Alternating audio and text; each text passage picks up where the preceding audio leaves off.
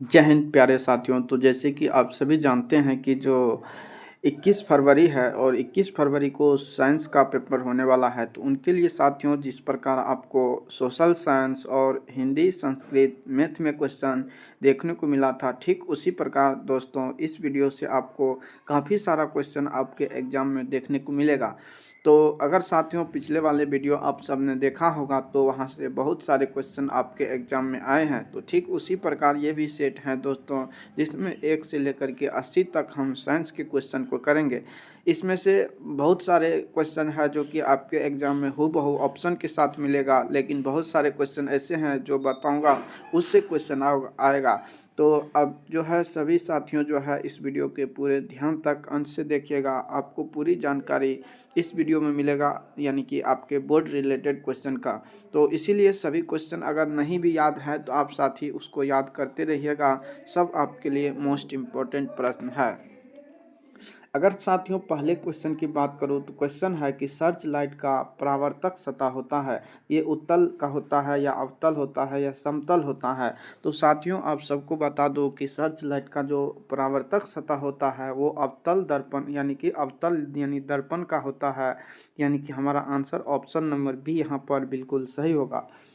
अगला है कि जिन वस्तुओं से स्वयं प्रकाश उत्सर्जित होते हैं उन्हें हम कहते हैं, तो उन्हें हम क्या कहते हैं, तो उसे हम आत्मदीप्त वस्तु कहते हैं। तो इसको याद रखिएगा, एग्जाम में पूछे जाने की मोस्ट इम्पोर्टेंट प्रोबेबिलिटी। अगला देखिए है कि जब कोई बिंब अनंत पर रहता है तो उत्तल लेंस द्वारा उसका प्रतिबिंब बनता है। तो साथियों इस प्रकार आप लोग पढ़े होंगे कि जब वस्तु अनंत पर रहता है तो उत्तल लेंस में जो प्रतिबिंब बनता है वो फोकस पे बनता है, तो इस प्रकार ये फोकस पे बन जाता है। तो हमारा आंसर क्या हो जाएगा, ऑप्शन नंबर ए यहाँ पे हमारा बिल्कुल सही आंसर होगा। चलिए 3 नंबर क्वेश्चन के बाद आइए क्वेश्चन नंबर 4 पे। क्वेश्चन नंबर 4 है कि लेंस की क्षमता 10 डायोप्टर है। सबसे पहले जानिए कि लेंस की क्षमता का जो मात्रक होता है वो डायोप्टर, यानी कि इसे हम डी से डिनोट करते हैं। और साथियों ये क्षमता जो होता है 1/f, यानी कि डी बराबर होता है 1/f, यानी कि फोकस दूरी। इसको हम 10 से अगर डिवाइड करेंगे तो ये मीटर में आ जाएगा, यानी कि 1/f मीटर होता है। इसको 10 से डिवाइड करेंगे तो हमारा हो जाएगा 0.1 मीटर, जो कि ऑप्शन नंबर देखिए ए यानी कि डी में है। तो यहाँ पे हमारा डी बिल्कुल सही जवाब हो जाएगा। अगला है एक एंगस्ट्रॉम बराबर होता है, तो ये मोस्ट इम्पोर्टेंट प्रश्न है, आप लोग इसमें स्टार लगा लीजिए। एक एंगस्ट्रॉम जो होता है -10 पे पावर यानी कि 10 पे पावर -10 मीटर के बराबर होता है। तो ऑप्शन नंबर ए यहाँ पर हमारा बिल्कुल सही उत्तर होगा, इसको याद रखना दोस्तों, मोस्ट इम्पोर्टेंट है। क्वेश्चन नंबर 6 है कि अनबिंदुकता के उपचार के लिए प्रयुक्त होता है, तो अनबिंदुकता के उपचार में कौन सा लेंस प्रयोग होता है, तो इसमें उत्तल और अवतल दोनों का मिक्सअप होता है, तो इसमें बाइफोकल लेंस हो जाएगा। और उत्तल लेंस का उपचार किया जाता है दीर्घ दृष्टि दोष में, और अवतल लेंस का उपचार किस में किया जाता है, तो इसका निकट दृष्टि दोष के उपचार में अवतल लेंस का उपयोग करते हैं। और सिलेंड्रिकल जो होता है यानी कि बेलनाकार लेंस जो प्रयोग होता है साथियों, वो आपको कहाँ हो जाएगा, तो बेलनाकार लेंस का प्रयोग होता है अनबिंदुकता में। कहाँ होता है, अनबिंदुकता में। तो हमारा आंसर ऑप्शन नंबर यहाँ पे डी हो जाएगा, क्या होगा, डी होगा। चलिए, और जो बाइफोकल लेंस होता है ये आप जो पढ़े होंगे कि बुढ़ापे में जो बीमारी होती है वही में प्रयोग होता है। आगे देखेंगे, अगला है कि 5 ओम, 10 ओम और 30 ओम के प्रतिरोध को पार्श्वबद्ध यानी कि श्रेणी क्रम किया गया है, तो इसका समतुल्य प्रतिरोध क्या होगा, तो इन सबको जोड़ देंगे, जोड़ने के बाद हमारा जो आंसर आएगा यानी कि ऑप्शन नंबर डी होगा, 45 ओम हो जाएगा। ओम यानी कि प्रतिरोध का मात्रक है, इसको भी हम ध्यान रखेंगे। चलिए क्वेश्चन नंबर 8 पे आइए कि चित्रा अनुसार ए मीटर द्वारा पढ़ी गई धारा का मान क्या होगा, तो यानी कि V बराबर आर आई फॉर्मूला होता है ओम के नियम से, तो आर आई बराबर क्या हो जाएगा, आई बराबर V/R होगा। क्या होगा साथी, V/R होगा। तो इसमें देखिए V हमको वोल्ट 6 वोल्ट दिया है, R का मान कितना दिया है, तो R का मान यानी कि 1.5 ओम ये हो जाएगा, यानी कि 10.5 यानी कि 12 हो जाएगा, 1/2 हो जाएगा, लगभग 0.5 एम्पियर हो जाएगा। तो हमारा आंसर क्या हो जाएगा, ऑप्शन नंबर यहाँ पे डी जो है बिल्कुल सही उत्तर होगा, इसको हम ध्यान रखेंगे साथियों। क्वेश्चन नंबर 9 पे आइए। 9 नंबर है कि निम्नलिखित पदार्थ में कौन चालक है। तो मोस्ट इंपॉर्टेंट प्रश्न है, स्टार लगा लीजिए, इसको आप लोग ध्यान रखिएगा। तो चालक कौन सा है, तो ये देखिए मिट्टी चालक नहीं होगा, अभ्रक नहीं होगा, कांच नहीं होगा। तो आंसर हमारा ऑप्शन नंबर ए हो जाएगा, एल्यूमिनियम बिल्कुल सही उत्तर है। अगला है, एक तार को खींचकर उसकी लंबाई को दोगुना करने पर उसका प्रतिरोध कितना गुना हो जाता है। तो ये प्रतिरोध इसका भी दोगुना हो जाता है। तो ऑप्शन नंबर यहाँ पर हमारा बी जो है बिल्कुल सही उत्तर होगा, इसको याद रखना। दोस्त अगला क्वेश्चन है कि विद्युत मोटर की दिशा आधारित है, तो ये किस पे आधारित है। तो विद्युत चुंबकीय प्रभाव पर, चुंबक पर, विद्युत धारा के प्रभाव पर, या आर्मेचर के घूर्णन पर। ये हो जाएगा आर्मेचर के घूर्णन पर। तो ऑप्शन नंबर यहाँ पर हमारा क्या हो जाएगा, सी बिल्कुल सही उत्तर होगा। आइए नेक्स्ट अगला क्वेश्चन देखते हैं कि आवर्त सारणी में कितने आवर्त हैं। तो आवर्त सारणी में कितने आवर्त है, तो इस तरह जो क्षैतिज पंक्ति है इसे हम आवर्त कहते हैं और इसकी संख्या कितनी है, तो ये 7 है। और इस तरह जो वर्टिकल लाइन है इसे हम वर्ग कहते हैं और इसकी संख्या 18 है। तो हमारा आंसर ऑप्शन नंबर ए बिल्कुल सही जवाब हो जाएगा। और आधुनिक आवर्त सारणी की खोज जो है मोसले ने क्या है, जो परमाणु संख्या पर आधारित है, तो इनको हम ध्यान रखेंगे। अगला क्वेश्चन है साथियों कि निम्न में से किसका उपयोग खाना बनाने वाली ईंधन के रूप में नहीं किया जाता है। तो एलपीजी का हम उपयोग करते हैं, जो सिलेंडर रहता है, कोयला का भी उपयोग करते हैं और बायोगैस का भी उपयोग करते हैं, लेकिन सीएनजी का उपयोग खाना बनाने में नहीं किया जाता, इसे गाड़ी के ईंधन में किया जाता है। तो हमारा आंसर ऑप्शन नंबर ए हो जाएगा। अगला है 2D क्षमता वाले लेंस की फोकसांतर क्या है, यानी कि फोकस दूरी आपसे पूछा है। तो फोकस दूरी बराबर हो 1/, डायोप्टर यानी कि डी होता है, यानी कि 1/, हो जाएगा। इसके बराबर लिख सकते हैं 1/2, 2 से इसमें हम गुना कर देंगे, क्या करेंगे, यानी कि ये हो जाएगा मीटर में 1/2 यानी कि 0.5 मीटर हो जाएगा। तो आप लोग का जो 14 का बिल्कुल सही जवाब हो जाएगा। 1/2 में 100 से हम गुना कर देंगे तो 50 सेंटीमीटर में पूछा है। तो डी नंबर बिल्कुल सही जवाब हो जाएगा। अगला देखिए क्वेश्चन है, एक एंगस्ट्रॉम बराबर देख चुके हैं -10 पे पावर -10 मीटर होता है। अगला है कि मोस्ट इम्पोर्टेंट प्रश्न इसको लगा लीजिए कि पवन विद्युत जनित्र में पवन की चाल कम से कम होनी चाहिए। तो कम से कम कितनी चाहिए, ये 15 किलोमीटर प्रति घंटा होना चाहिए। तो ऑप्शन नंबर ए जो है यहाँ पर बिल्कुल सही जवाब होगा। अगला है कि निम्न में से किस अणु में द्विबंधन नहीं है। तो द्विबंधन किस में नहीं है, देखिए ऑक्सीजन का आप निकालिएगा तो इस तरह से ऑक्सीजन का बंधन बनता है। कार्बन मोनोऑक्साइड का बंधन जो है आपको इस प्रकार बनेगा, यानी कि इस तरह से 2 ऑक्सीजन लगा दीजिए कार्बन के, यानी कि दोनों साइड। तो इस तरह से आप लोग कार्बन का बना सकते हैं, कार्बन यानी कि 2 इधर इधर से आप लोग बना सकते हैं। इस तरह से अगर हम बात करें NH4 की, तो NH4 जो होता है ये होता है इस प्रकार से NH4, चारों साइड H लगा दीजिएगा तो इसमें द्विबंधन नहीं है। तो ये सिंगल बॉन्ड इसमें है, बाकी इसमें सब में क्या है, डबल बॉन्ड है। तो आंसर हमारा ऑप्शन नंबर डी हो जाएगा। अगला है कि ओजोन के एक अणु में ऑक्सीजन के कितने परमाणु होते हैं। तो सबसे पहले ओजोन का फॉर्मूला साथी होता है O3। तो इसमें कितने ऑक्सीजन के परमाणु है, तो 3 है। तो ऑप्शन नंबर सी यहाँ पर बिल्कुल सही उत्तर हो जाएगा।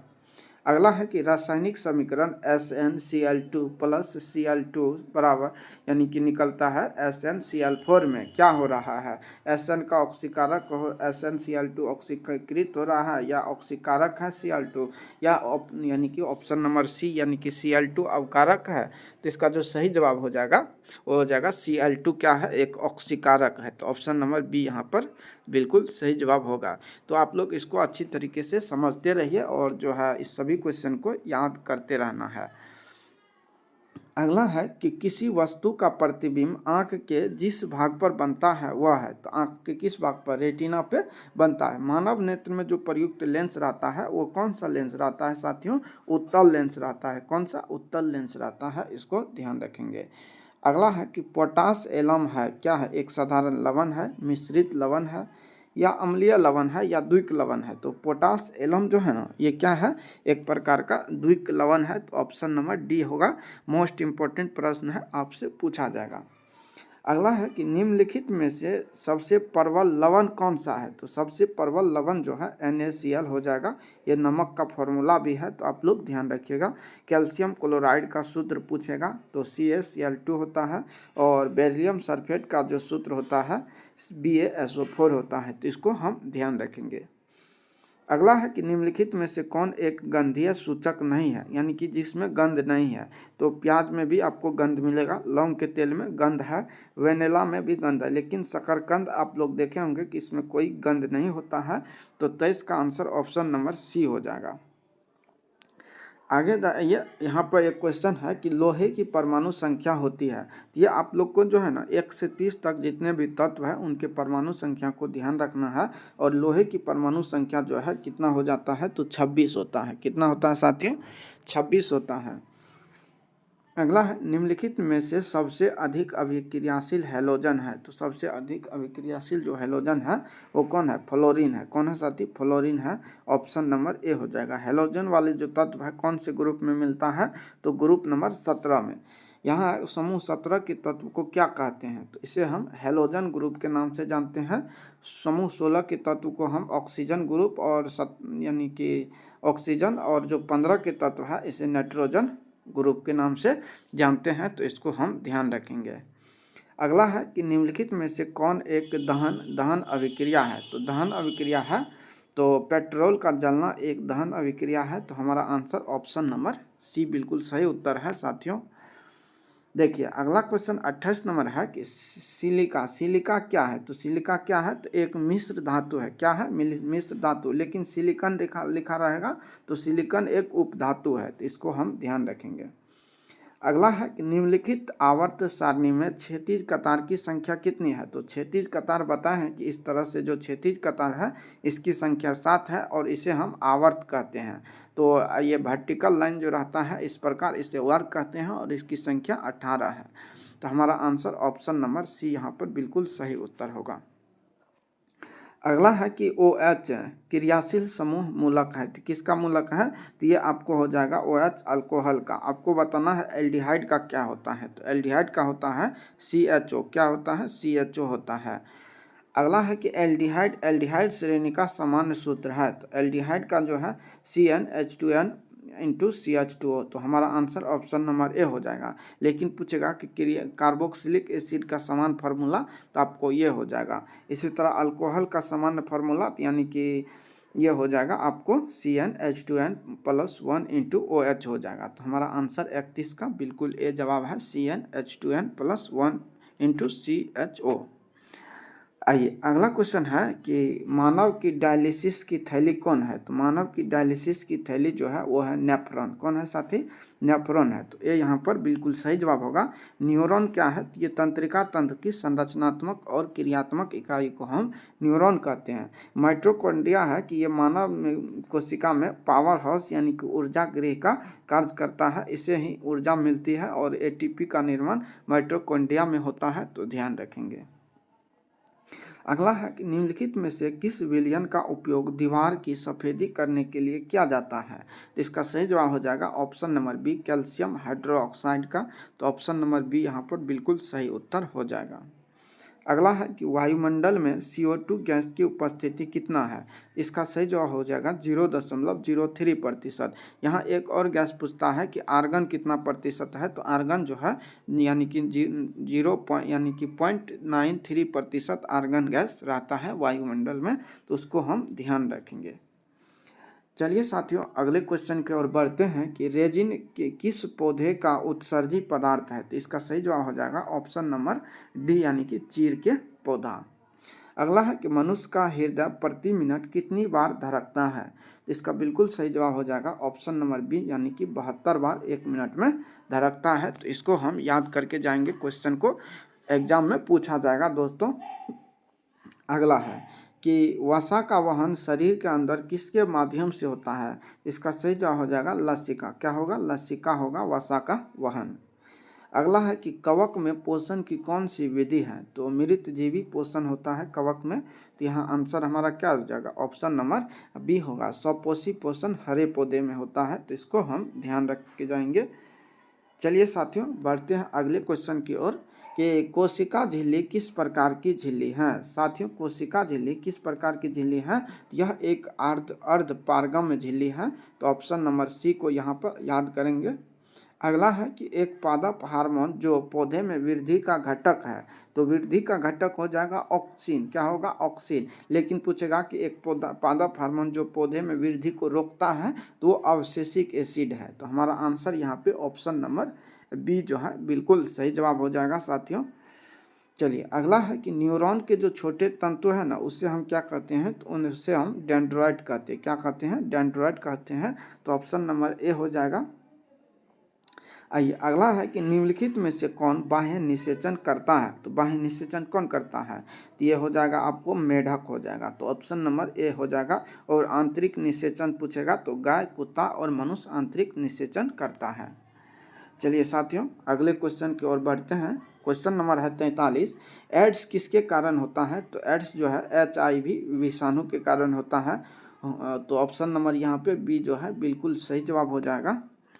अगला है कि स्त्रियों में कौन सा लिंग गुणसूत्र होता है? तो स्त्री में होता है XX। क्या होता है? XX होता है। पुरुष में क्या होता है? तो XY होता है। तो हमारा आंसर ऑप्शन नंबर बी यहाँ पर बिल्कुल सही उत्तर होगा। अगला है कि चीनी का रासायनिक सूत्र क्या है?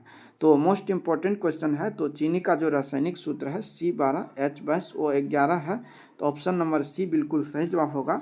लेकिन पूछ लेगा कि ग्लूकोज का क्या होता है? तो C6H12O6 होता है।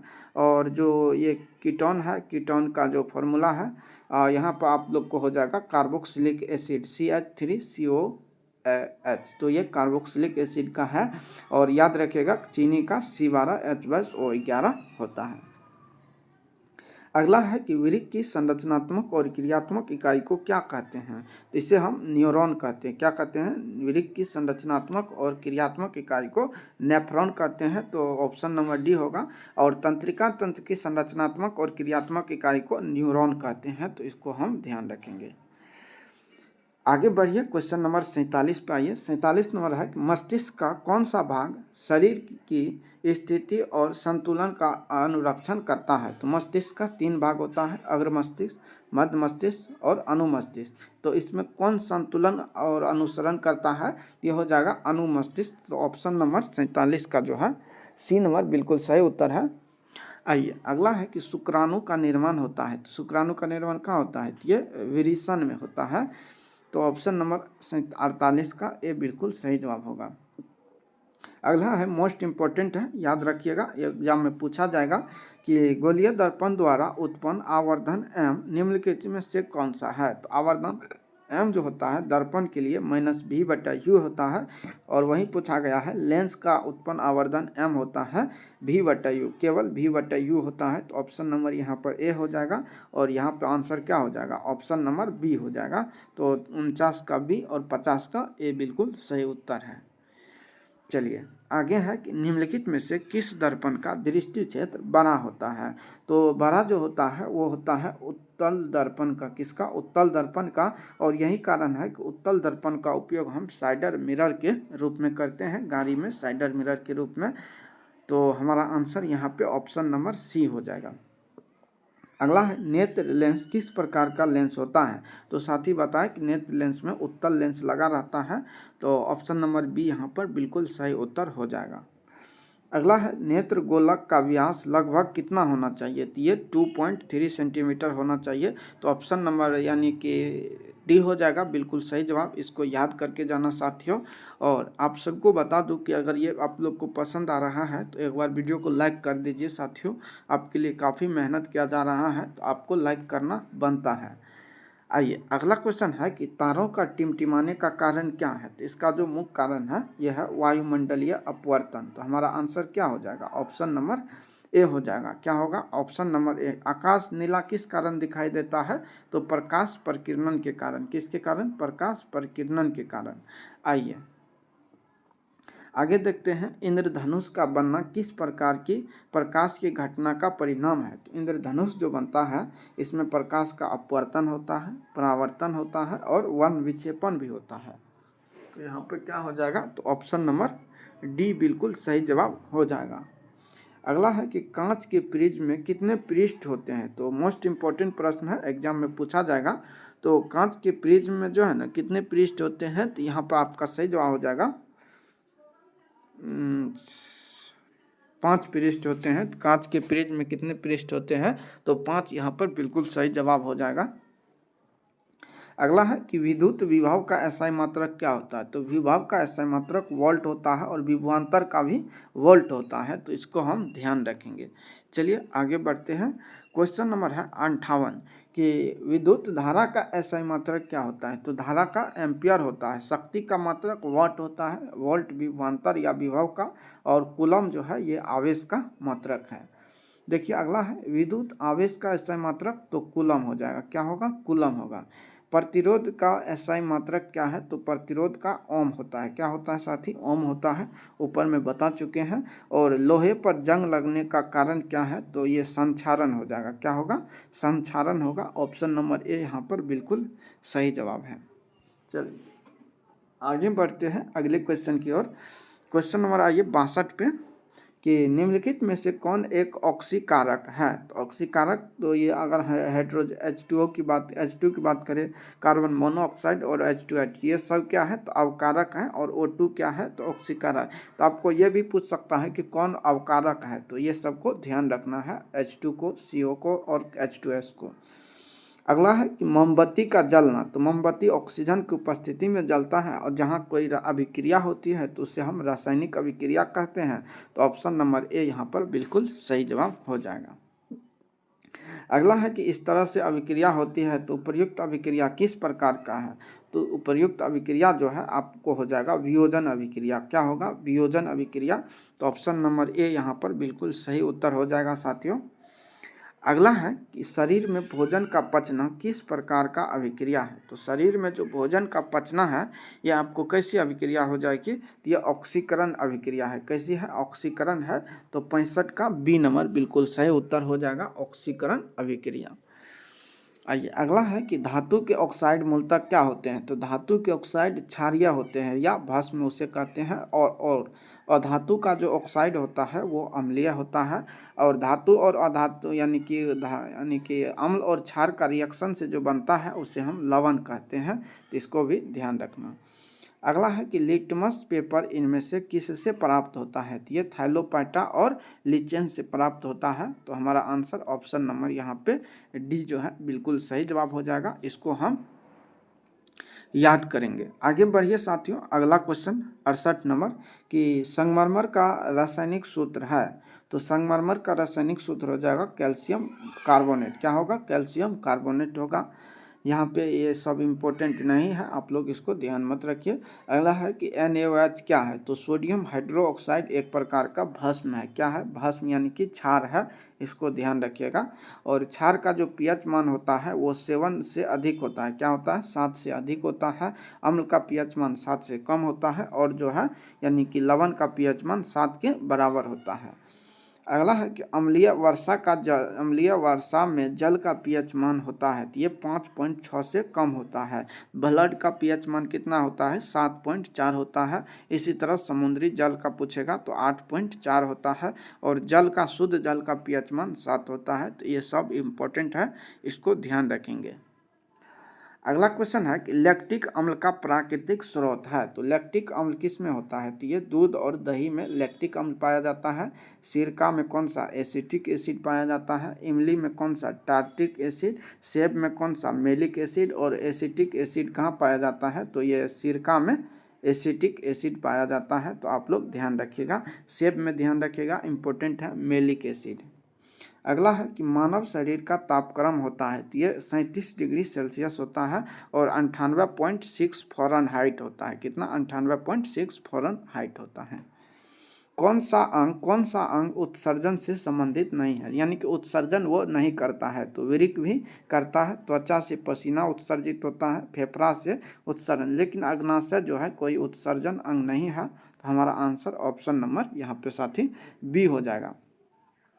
चलिए अगला क्वेश्चन है कि पित्त रस स्रावित होता है। तो पित्त रस किससे स्रावित होता है? तो ये आपको हो जाएगा कहाँ से? पित्त रस कहाँ से? आंत की ग्रंथियों से, लीवर से, या लार ग्रंथि से, या पेट से?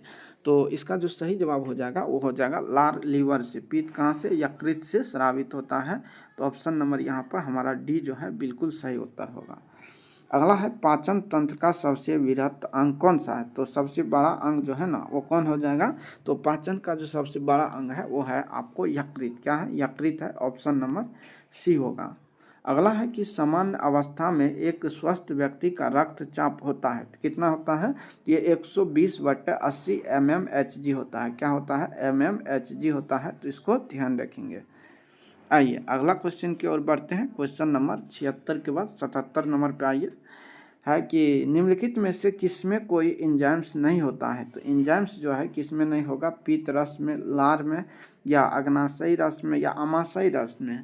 तो इसका सही जवाब हो जाएगा यानी कि पीत रस में कोई एंजाइम्स नहीं होता है। तो ऑप्शन नंबर ए यहाँ पे बिल्कुल सही उत्तर होगा। अगला है कि स्वपोषी पोषण के लिए आवश्यक है। तो क्या है? तो ये आपको हो जाएगा कार्बन डाइऑक्साइड, जल और क्लोरोफिल, सूर्य प्रकाश, ये सभी की आवश्यकता होती है। तो ऑप्शन नंबर यहाँ पे डी जो है बिल्कुल सही जवाब होगा। अगला है कि ग्लूकोज के कितने कार्बन परमाणु होते हैं? तो ग्लूकोज के एक अणु में, जैसे ग्लूकोज का फॉर्मूला आपको बताए थे, यानी कि C6 होता है, H12 होता है और O6 होता है। तो इस प्रकार से 6 यानी कि 6 गो कार्बन होगा, 12 गो हाइड्रोजन होगा और 6 गो ऑक्सीजन होता है। तो ऑप्शन नंबर यहाँ पे क्या हो जाएगा? ऑप्शन नंबर सी बिल्कुल सही उत्तर है। नेक्स्ट जो इम्पोर्टेंट प्रश्न है वो है मछली के हृदय में कितने कोष्ठक होते हैं? तो मछली में केवल 2 होते हैं। मेढक में ध्यान रखिएगा 3 होता है और मानव यानी कि जितने भी स्तनधारी हैं उसमें 4 चैम्बर होते हैं। तो इसको हम याद करेंगे। तो साथियों ये रहा आपके सामने लगभग 80 मोस्ट इम्पोर्टेंट प्रश्न है। सबको आप लोग एग्जाम में याद करके जाना है। और कैसा रहा ये मेरा प्रयास तो आप लोग बताइएगा कमेंट बॉक्स में। और दोस्त बता दूं कि ये आपको बहुत ही हेल्प मिलेगा। तो थैंक यू। जय हिंद साथियों।